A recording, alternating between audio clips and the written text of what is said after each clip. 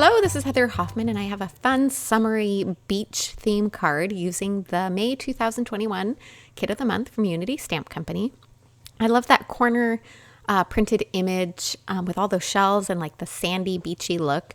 So I thought it'd be fun to kind of use those together with a simple sentiment.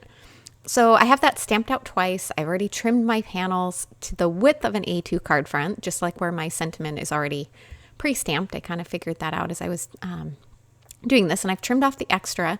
I'm going to add some score lines just to make sure I'm straight along where that image is, and also add a little bit of interest before I do some torn edges. This is just some Neenah Desert Storm, kind of a craft cardstock that I really like to use.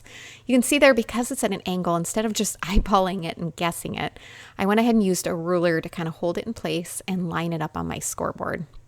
And I went ahead and repeated that with the other one.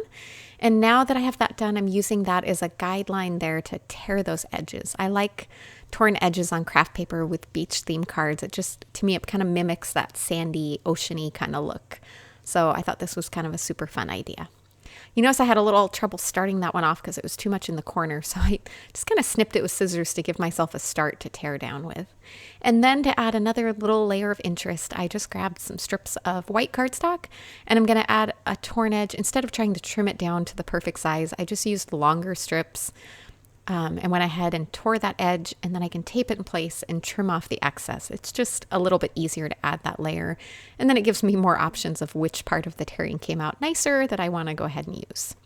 So I'm just trimming it off, following along the line there. I could use a paper trimmer, but it was really easy to do with scissors. And you might notice that bottom left corner, it kind of overlaps, but I'll trim that off when I get things on here just a little bit more. And that top one, you can see there, it was really easy to follow along because I had enough of a line there on that A2 width. The bottom one, not so much. So I just I could tape it in place temporarily or something, but I really just kind of lined it up, made sure everything was matched up, held it in place, and very carefully turned it over, holding it. And then I could trim that extra off. Really simple and easy. All right, so now that I have those layers adhered together and I have everything where I want, I'm going to go ahead and grab some foam adhesive and just fill in the back of these.